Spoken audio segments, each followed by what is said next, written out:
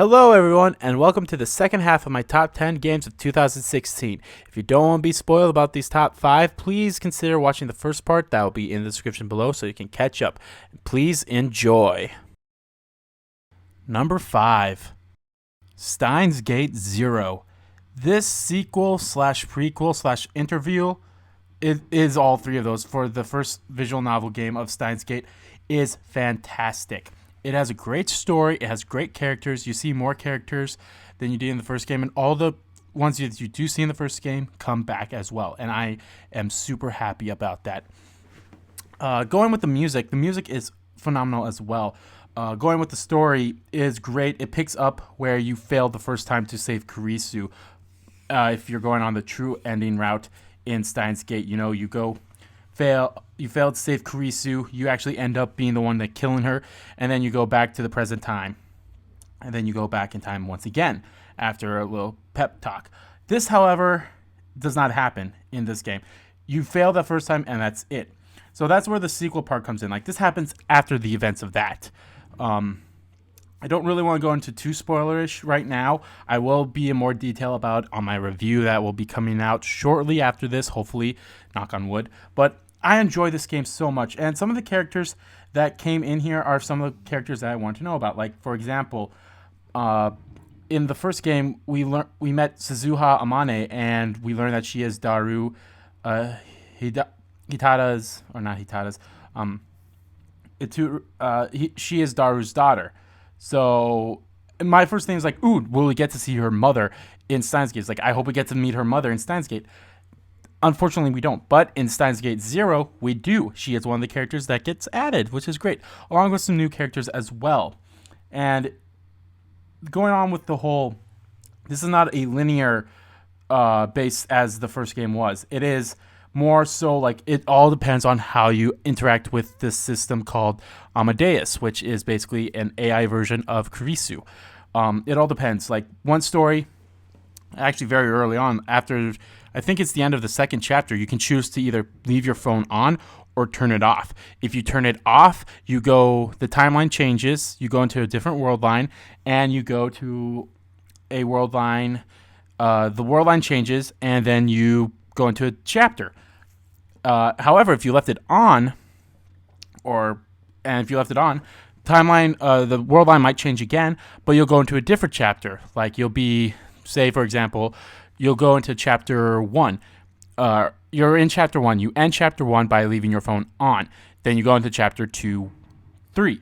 If you leave your phone off, you go into chapter 2, 1. It's something like that along the lines. Although they never meet up, which is great too. Like, that is the breaking point. Like, that is the branching point. That is the first branching point, and then it kind of separates into two stories, and then there's another section within those chapters, or the chapter after those, where if you either answer the Amadeus call or ignore it, it could split up into a different chapter as well, considering which you do. If you answer her call, it'll go to this chapter. If you don't answer the call, it goes to this chapter after, finishing up the previous chapter that you were on. I did enjoy it quite a bit. I wish there was some things that could have happened. Like, you do get, at some point, you do go into the year 2025, you go to the year 2036, and you don't get to see all of the characters in, like, their older versions. You get to see a couple of them, which I'm okay with that, but I'd still love to see, like, an older version of this character or that character. Again, I don't want to go into too spoilers of details in this quite yet. That will be all saved for my review later on in the week. But yeah, I enjoyed it still. There were some areas that, could have been better. And of course, with it being Japanese audio and English dialogue to read, there was some typos, which is understandable. There's some grammatical errors. Like, one of the things was, you'll catch cold. I don't know if that's how they say it in Japan, but of course, in America, doesn't sound right to us. It's like, you'll catch a cold. There should be an A after or between cold and catch. So it just looks a little weird to read that. You'll say, you'll catch cold, where it should said, you'll catch a cold. But I can forgive them for that. The first Steins Gate had some typos and some grammatical errors as well, but that's fine. I did enjoy this, like I said. It is a great sequel, prequel, integral, I think that's the right word, of it. Like I said, it takes place after, it takes place before, and it takes place during as well. It's a weird kind of second game in this series, but I enjoyed it so much. I enjoyed it, and that is why is one of my top is in the top 10 of my games of 2016. And unfortunately, I feel like not many people played this game, which is sad. If you like visual novels, I really recommend that you pick this game up, but I would recommend that you do play Steins Gate, the first one. It's available on PS3, PS Vita, I think on the PS4 too, maybe, or eventually at some point. That might just be in Japan. But I would recommend picking this game up as well. But if you haven't played Steins Gate Zero, I did do or if you haven't played Steins Gate, I did do an LP of it that's on my other channel. You can watch that as well. And I enjoy that. Like, picking up Steins Gate this year and then finding out that there was a sequel was amazing. So hopefully they can continue on with this series. I don't know where they go with it, but I'm looking forward to an anime series. That's probably what I mean by continue, is they continue by making it into an anime series. So we can actually see those characters that I wanted to see an older version of. We could see them in the anime form, which would be cool. But again, it would have been nice to see them in game form as well. And that's why this deserves to be in one of the spots in my top 10 games of 2016. Number 4, Pokemon Sun and Moon. Now, you may be wondering why Pokemon is at a higher spot than Digimon was in this list after I just said I enjoyed Digimon more than Pokemon. Well, I did enjoy it a bit more, but I can't deny that, the story was a lot better. It was a lot different than any of the other Pokemon games as well. When I heard about Pokemon Sun and Moon, I expected the whole, go to 8 gyms, you beat the evil organization that you always encounter, and then you go to the Pokemon League and you become the Pokemon champion, yada yada yada. It's the same story we've been told over the course of 7 previous generations. Although there has been some changes, it's fine. Of course, they introduced new Pokemon. I, of course, always go for the grass type. I love the grass type Pokemon. Rowlet, of course, is my favorite Pokemon. Or not Bulbasaur is my favorite Pokemon, but Rowlet was the grass type that I picked with. I loved that Pokemon. I loved his full evolutionary line. It was fantastic. The story, however, it was different than any of the Pokemon games.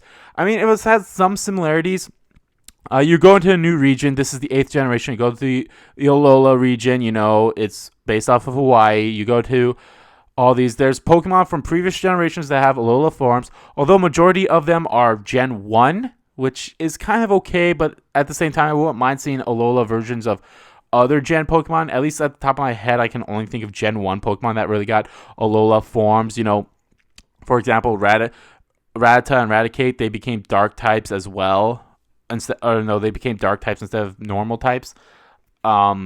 Executor, he became a Dragon Grass, which looks amazing. I remember the meme that came out of him. I'm trying to think of Marowak got an Alola form. Like, there's so many of things that got Alola forms that, like I said, I wish there was more than just Gen 1, but who knows, with Pokemon Stars, if that comes out, rumored to come out this year for the Switch, I don't know. And then there's a whole concept of like, well, does that become top 10 in 2017? If I get it, we'll see. That's another discussion, like I said.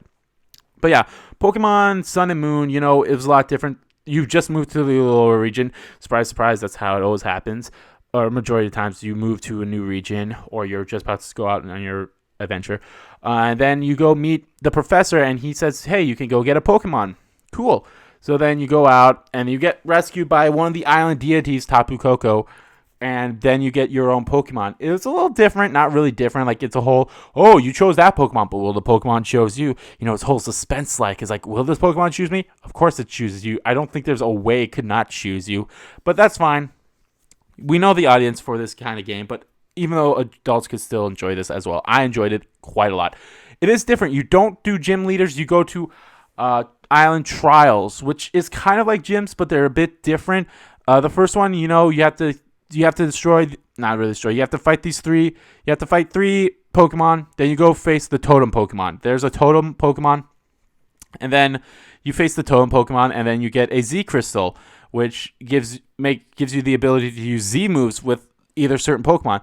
There's Z Crystal for every type of Pokemon. There's you got normal, flying, dragon, steel, all that. Fairy. There's Z Crystals for all of that. And there's also some Z Crystals for specific Pokemon. Like, there's a Z Crystal for the 3 starters.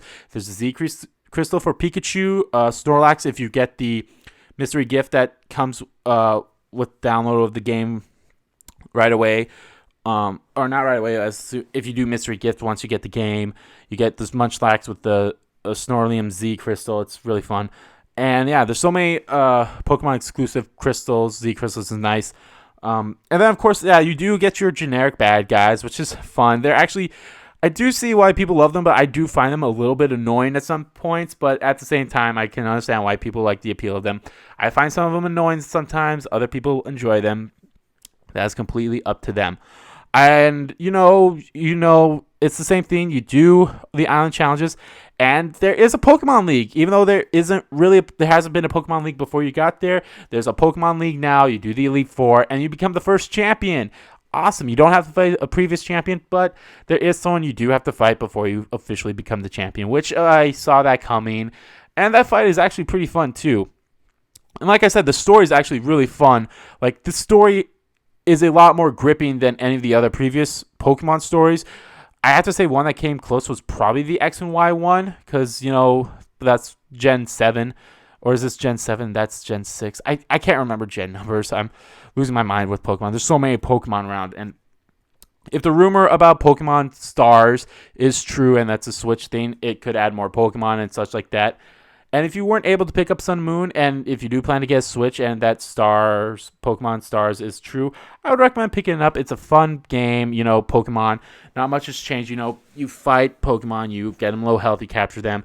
It's kind of the same. It is the same concept. You know, you go to gyms. It's not really gyms. It's island trials. You finish those trials, and then you get to go do the last grand trial to become the island champion. And then Elite Four. It is a bit different than the normal Pokemon, but at the same time, it does follow the same formula. But it is a different spin on it, and I do appreciate the Pokemon Company and Nintendo for doing that. That's why it is a bit higher than Digimon was, and that's why I enjoyed it so much. And I did enjoy the story. It did make me cry a little bit at some points, especially with Lily and the section close to the end of the game. If you know what I'm talking about, you know what it is. And like I said, that's why I enjoy this game, and that's why it is at number 4 on my top 10. Number 3, World of Final Fantasy. I fell in love with this game so right away. As soon as I played the first demo of it, or I played the demo when it came out, I was like, I need this game. I was a little skeptical at first when I first heard about it. I was like, I might pick it up. I don't know. It all depends. It was a little close to the Final Fantasy 15 release, but at the same time, I picked it up and I enjoyed it right off the bat. I loved it. Loved it. The characters are amazing. The combat is fun. A little tricky at some times to understand, but you get through the tutorial, you'll understand it like that. And then, you know, the story was fantastic as well. It's a fantastic story. All the characters in it are amazing. You get to see some familiar faces from almost every single Final Fantasy games. There were some that got a little gypped. I think Final Fantasy 2, 3, 4 might have gotten the short end of the stick where you don't really get to see any of those characters. 5, you get to see some. 6, 7, of course, 8. 9, you get to see Vivi. I love Vivi. Vivi is one of my favorite characters. 10, of course, you get to see Yuna and Tidus. 11, you get to see Shinado. I don't think you get to see anyone in 12, which is unfortunate. And then, of course, 13, you get to see Lightning. No one from 14, since that's more of an MMO types, but it was still fun. And, of course, 15 wasn't even out, but there might be a DLC about it. Who knows? And the good news about this, too, is the DLC for Sora is going to come out soon, at least in Japan. I haven't heard anything about North American release yet, but I really enjoyed this game so much. At first, I wasn't even planning on having a full playthrough of it when I first played the game. I was like, we'll do a few videos here and there, but then I started playing more of it. I kept recording more of it, and it just ended up being a whole full Let's Play. And I enjoyed that. I enjoyed this game so much that I did a kind of surprise LP. It turned into that. I mean, I didn't really have anything else going on, so I'm like, sure, why not? And of course, it did ran, a little bit over Final Fantasy 15, but still, I enjoyed this game so much. Like I said, the combat, the characters, Lana and Rain, they are fantastic characters, and the Mirages too, the new ones, the ones that aren't really familiar with the franchise, like Chocobos. Chocobos could be Mirages. You get Ifrit, Shiva, you get Ramu. You get those mirages too, and you get like small variants of them as well, which is awesome. You get something that looks like a blue mage, which is what Vivi is, but you don't really get that. Gilgamesh is in this game too, both as a mirage and as a fighting thing, which is hilarious, and I love that. And I love the fact that he becomes a mirage because Gilgamesh is one of my favorite characters of all time in Final Fantasy as well. And I just love this game. It is a fun, cartoony style game. I love this game to bits. I loved everything about from the anime cutscenes. Like I said, they do an anime of this game. I would hands down watch it. I would buy the DVD collection. I would do whatever. I support World of Final Fantasy. I support Final Fantasy in general. I support everything about this game. I love this game. I love the story behind it. I love the characters of it. I do have to say some of the humor kind of goes a little too much in my opinion. It's like, do they really need to drag on about this for a while? Like, unfortunately, Lon is the one that's always behind the butt end of those jokes, you could say. And I feel so bad about him. I'm like, okay, do they really have to drag this into the ground? It feels like is what they're doing. So I'm like, yeah, okay, yeah, we know he's funny, ha ha. Or it's like, or no, he's not funny, he's dumb, ha ha, yeah, we get that. Do you always have to point out every 5 seconds in a cutscene? And I feel bad about that. Like, that's probably my one complaint. Sometimes the story does get a little overboard in my opinion. I did do a whole review about that on this channel as well. If you want to know more about my feelings about it, watch it there. And I did do, like I said, a surprise LP, and I enjoyed every second of it. I enjoyed everything about World of Final Fantasy. I enjoyed it. So you can take that as is. And like I said, if you are a fan of Final Fantasy, pick this game up. It is a fun Final Fantasy game. This is a fun Final Fantasy game. This is a fun game. Pick it up. Anyone will enjoy it. You have a little kid that you might want to get involved in video games. This is probably a good first step towards it. There might be some scary parts. There might be some parts that might be a little difficult for them, but if you're along with them to help them out, I would recommend helping them. I would recommend playing this game. This is a fun game, like I've said, and I enjoyed it so much. I enjoyed it. The story is fantastic. Everything about it is fantastic. I love the characters. I love the combat. The combat, like I said, could be tricky at some points, but it's easy to understand once you really get a download for it. And that's why it deserves to be at the number 3 spot of my top 10. Number 2, Final Fantasy 15.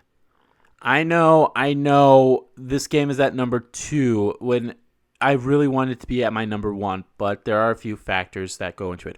First of all, let's talk about the good things I loved about this. I loved practically everything about it. I loved the story. I loved the combat, the characters, the whole coming of age tale it tells behind. I loved the whole entire side content. I think I said this in one of my parts of it, that I loved the whole part of, like, if there's a game that you enjoy doing the side stuff for, that is a good game. As well as the main stuff, that is a good game in my opinion.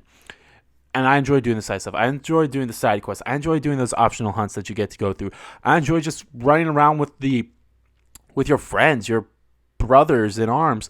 I enjoyed going around, just fighting random monsters, finding random treasures, finding all these stuff, doing side quests that weren't even side quests. You could be exploring, then all of a sudden you go into a tomb that you are looking for, and you find one of the ancient swords or weapons of the kings, and you're like, oh wow, I didn't even know this was here. Now you want to find it if you weren't exploring or doing some side stuff. Same with the dungeons. You go in and you're doing like a mission for someone, and you accidentally stumble upon a dungeon, and you're like, ooh, I'll come back to this at some point, because it says you have to be at level 60 something in order to go to it. I'm at level 30 or 40 something. I'm going to wait until I'm at a higher level before I go through this. I enjoyed it so much. I really, really enjoyed this game. It was a really tough decision to either put this as 1 or 2 for my top 10, but overall I did have to put it at number 2, and this is why.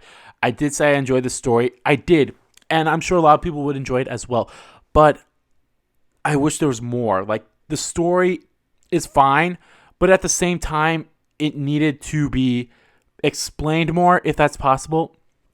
Like I said, some of the stuff might be lost to you if you'd never watched Kingsglaive, the Final Fantasy 15 movie, or the Brotherhood anime, which you can find the Brotherhood on YouTube. Kingsglaive, unfortunately, you would have to buy it have to buy the DVD, or if you got the deluxe edition of Final Fantasy 15, which I did, it comes with it, so that's fine.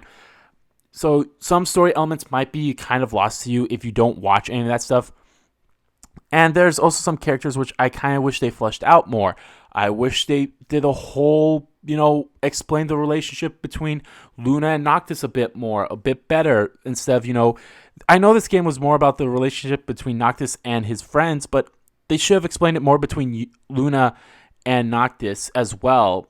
I mean, you did get a few flashbacks here or there, but at the same time, I wish there was more. I wish there was a more connection that you could get between the two. I'm not going to spoil too much about this because I am still ongoing of the Final Fantasy 15 playthrough on my other channel. I'm getting close to the end there as well. I did beat the game. I enjoyed this game.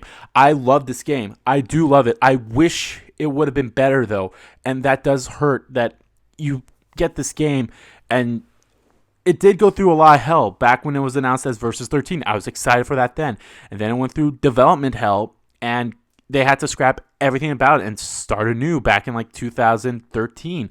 They had to start anew, and then there it is. They are adding a few, there's DLC, of course, with Gladio and Prompto and Ignis, where you get to play as them, which is awesome. And I'm really looking forward to that stuff as well.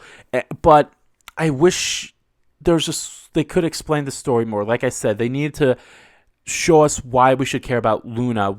I can see why people wouldn't care about Luna, but I really loved Luna in this whole entire game, this whole entire experience. I loved every single character, even the bad guys. I enjoyed when they came on screen because I'm like, oh, something big is going to happen, but I really hate you. But at the same time, goddamn, I really love you that you're on the screen right now.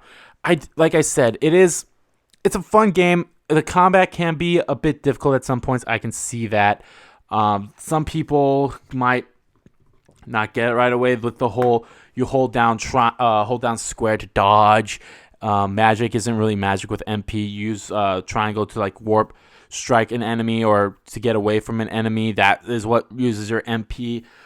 But the magic, the fire, blizzard, and thunder that is in there is awesome. And then at some point you do get a way to get magic like holy and death, and that's fine as well. But I wish there was more. Like I said, it's not really, it is a finished game. There is just some parts that I wish they expanded more on. Like I said, the relationship between Luna and Noctis is something that really should be expanded upon. But I enjoy this game. I enjoy this Final Fantasy game. The combat is a lot different compared to the other Final Fantasy games, which is great because the combat has always been evolving in Final Fantasy. Like I said, in World of Final Fantasy, that is a different turn of the concept of battle. And it is a turn-based. It can be turn-based or it could be active, your choice. But it's different with, the stacks. And this is different as well. It's more action-based. There is no turn-based anymore.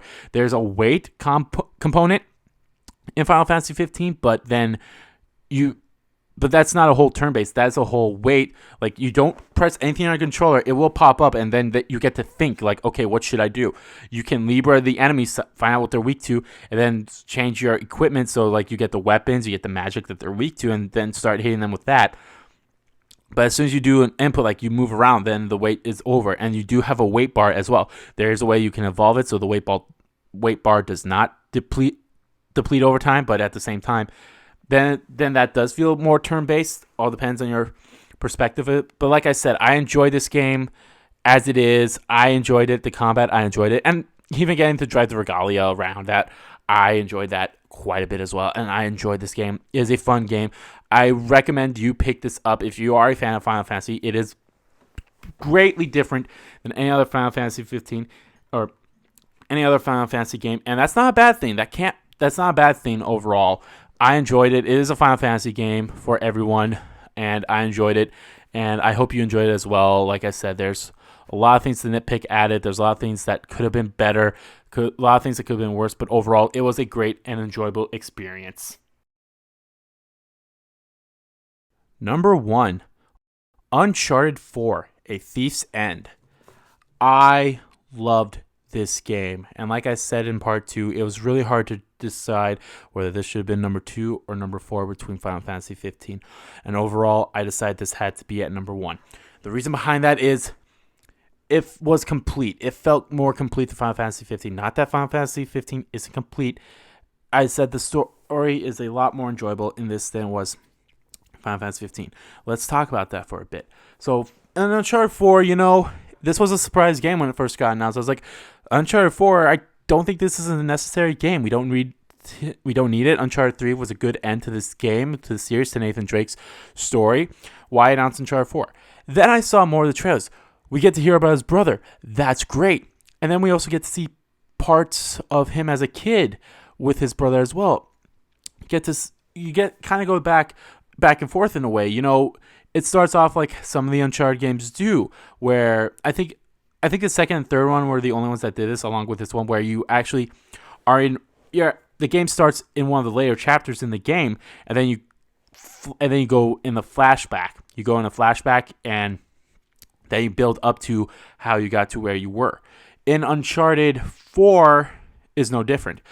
You're in a boat and you are fighting people, and then you get overboard, and then that's where it starts. That's where the game starts. And then you go back in time to when you were a younger kid at an orphanage, and you sneak out to go meet your brother, who has been out as well. And like I said, you get a brother. You learn about Nate's brother, Sam. Is fun, fantastic. The combat is the same as always in there. It's platforming. It's got the gun. It's got the third person shooting aspect, which I enjoy that quite a bit. The multiplayer in this game is a lot better than it was in Uncharted 3 and Uncharted 2. I love the multiplayer in this game. I loved it so much that I actually kept playing it after I beat the main game for quite a while. And even when I was in between doing my Let's Plays of this, I just went into multiplayer because I want to play Uncharted 4. Can't play story? Well, I'll play multiplayer. I enjoy the multiplayer, so I do that. Of course, there's the collectibles as well. There's more collectibles now, not just treasures. You also get notes. There's optional conversations, kind of similar to The Last of Us, which I enjoyed that as well. It's fun. Like I said, the combat is fine. The story is fantastic. I love the story. So many action in this as well. You get the action when you're driving around and trying to catch up to someone, and then you go from a car to a motorcycle. It's back and forth like that. That section really reminds me of Uncharted 3 and Uncharted 2. I love this game. This had to replace Uncharted 2 as my favorite Uncharted game. I loved all the Uncharted games, and this game is just fantastic overall. And there actually was one question that this game answered that I really wanted to answer in Uncharted 3. In Uncharted 3, the bad guy posed the question like, Nathan Drake, too bad that's not your real name. And you're like, wait, what? And they never expand on that at all. They don't really expand on it. Then you get close to the end of the game in Uncharted 4 here, and you hear why that is. You hear that, this happens in one of the flashbacks where you're as a kid. You and your brother go somewhere to get some of your mom's stuff back, and then you get caught, but the person that had your mom's stuff was a friend of hers, and, they kind of talk about it, and some stuff happened, and they had to run away, and they are pinned on a crime that they didn't commit. But then and then Sam is like, yeah, they'll be looking for Sam and Drake Morgan. And my mind's like, wait, what? What? Morgan? Oh, what's this? And then you get the whole thing. It's like, yeah, they'll be looking for these guys. So what do you say? Nathan Drake? So I love that. I love that they had that section in the game. That was the one question in Uncharted 3 that I answered, and they answered it in Uncharted 4, and I loved it. I loved this story. It was fantastic. Everything about this, I just loved it. I loved it to bits. I just couldn't get enough of it. Like I said, once part of the story happens, and I'm like, okay, I gotta stop, but I want to know more. I want to know more about what's going on. It's fantastic. Nate had a normal life in there, but then, he finds his brother finds him after 12 years, however long it's been, and it's fine. I love this game. It made me cry so much, and then the epilogue chapter is so amazing, so fantastic as well. It's really a really, really great game, and Naughty Dog is fantastic about making all of these games. Uncharted is probably one of my favorite series out there as well. All the Naughty Dog games with Uncharted, The Last of Us, they're so much fun. And I really recommend that you pick up Uncharted 4 if you have a PS4. I love this game to bits. I played this game. I loved it. Everything about it. It was a perfect end to the Nathan Drake story. To the Uncharted, not the Uncharted story. There is more games. There is the Lost Legacies that's coming out this year, but this is the end of Nathan Drake, and I enjoyed it so much. A lot of people were speculating how the ending was going to be. Like, does Nate die? Does Nate's brother die. And I said this in my playthrough of it. It's like, I hope Nate's brother doesn't die, because then I feel like this game had no purpose then. Because there's a whole... Nate finally finds about his brother, and they go on one last ride, basically, is what it is. This is one last ride. This is one last treasure hunt, because, Nate has been out of the game for quite a while, and then he settled down with Ellie, which I love that too. Oh, and then the Crash Bandicoot game, the Crash Bandicoot section where you could play Crash Bandicoot is amazing as well. I love that. And I just love this game so much, and there's so much to say about this game that really I don't want to spoil it for anyone. If I haven't already, I hope I didn't. If you haven't played Uncharted 4, if you haven't watched my playthrough, I recommend doing one or the other. Play the game, watch my playthrough, do both. This game is fantastic. It deserves all the praises it's been getting. Troy Baker, Nathan North, all of them, all the voice actors and actresses in this game did a fantastic job. Laura Bailey as one of the villains was amazing. The villains in this game, too, are probably my favorite villains in the whole entire series. Yeah, the main guy wasn't like, oh, he's a snobby asshole, but his story and the leading up to it, I kind of appreciated a bit more than any of the other villains. The Uncharted 1 and Uncharted 2 villains were like, and Uncharted 3 was, Uncharted 3 villain was my favorite villain as well. She might actually still be, I don't know, it's a little different than what it is with these villains, but yeah, I enjoyed this game so much, and Uncharted 4 does deserve to be in everyone's top 10 list. It deserves to be at the top. It deserves all these accreditations it's been getting. It deserves all the awards. It deserves everything it's been getting, and I love this game to bits, and I hope if you played the game, you enjoyed it as well, or if you watched my playthrough, I hope you enjoyed watching it as well, and I really, really just enjoyed playing Uncharted 4, and that's why it gets my spot at number 1 for top 10 game of 2016. Well, there you had it. That was my top 10 video games of 2016. I hope you enjoyed it. I really enjoyed all these games I played. And of course, I will release another video about games that I did play that came out in 2016 that didn't make the list as well. Along with that video, since I don't think it'll be a long enough video if I just talk about that. Along with that video, I'll talk about games that I didn't play that might have been considered if I did. But well, I have to see, obviously. So yeah, thank you all so much for watching this video, and if you like the video, please give that like button and click. Comment down below what your top 10 games are. I'm definitely excited to hear about that, and as well as comments like, hey, did you agree of the stuff I said about the games? Did you agree with everything I said? Did you agree with my numbering? Again, this is my opinion. This has like no value to anyone else but my own, really. But I want to know, how did you feel about it? So let me know. Thank you all so much for watching. And we have, there's so much games coming out in 2017. There's so much looking forward to. I think this list is going to be longer. We have Resident Evil, just this month alone, we have Gravity Rush 2, Resident Evil 7, Digimon World, New Order, Kingdom Hearts 2.8. Not sure if that'll be on the list. We'll have to see. It all depends. We'll have Persona 5 coming out later this year. Horizon Zero Dawn, I'm still debating about getting that one or not. Nier Automata, how much fun I had in that demo was the Berserk game. Danganronpa V3 is coming out. Shenmue 3 is a possibility. We don't know about that. Same with the Spider-Man 4 game. Spider-Man PS4 game. If that comes out this year, awesome. Like I said, Nier Automata, that's amazing. South Park, Breath of the Wild, the new Zelda game finally. Crash Bandicoot. HD. Although I don't think that'll get on the list. If you watch my last year's playthrough, Game of the Year list, you'll understand why. But there's so many games coming out, and we don't even know more of them. This majority of the games that we do know are coming out. They're coming out between now and April. Yooka-Laylee is another one too that's coming out. So we only know games that are coming out between now and April. That's a lot of games. And then E3s will probably get announced a lot more, and as the months go on and the days go on, we'll learn more through all these games that are coming out. So I'm really excited about that. So let me know what games you are most excited for as well as what your top 10 games were, or what was your favorite game overall of 2016. That'll be nice to know. So yeah, thank you all so much for watching once again, and I'll see you all next time.